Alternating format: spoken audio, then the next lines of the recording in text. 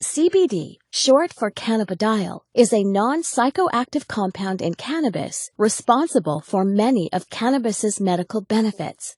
On the other hand, THC, short for tetrahydrocannabinol, is the psychoactive compound in marijuana that causes the high associated with cannabis use. They are two completely separate cannabinoids, which are a class of chemical compounds that interact with special receptors in our body called cannabinoid receptors. Dr. Sanjay Gupta, an American neurosurgeon and CNN's chief medical correspondent, changed his stance on the prohibition of cannabis while investigating its powerful therapeutic properties and witnessing CBD successfully treat Americans. He shocked mainstream America, saying, "We have been terribly and systematically misled for nearly 70 years in the United States, and I apologize for my role in that." Through Dr. Gupta's review of the history of cannabis, he found that it has been a legitimate medicine for at least 3,000 years.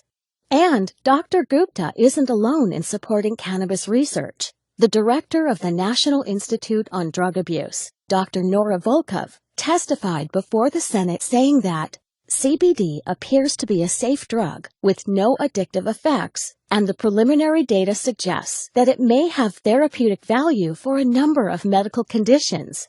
Research has shown that CBD can influence many conditions and bodily functions, including inflammation, neuropathic pain, autoimmune disease, energy regulation, metabolism, reproductive function, appetite, depression, anxiety, and even cancer. But how can one cannabinoid affect so many bodily processes without causing adverse side effects?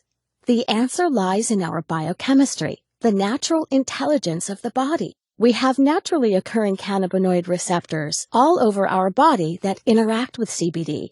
We have these receptors because our body is constantly making its own cannabinoids. These receptors and cannabinoids make up most of our endocannabinoid system, or ECS.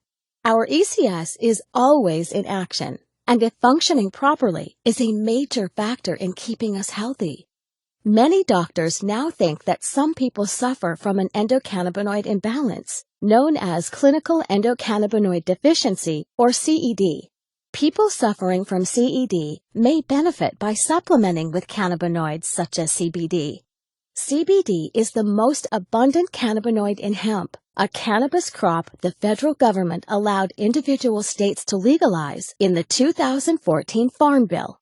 Hemp-derived CBD is legal in all 50 states, is non-addictive, does not cause a high, and is easy to incorporate into your current health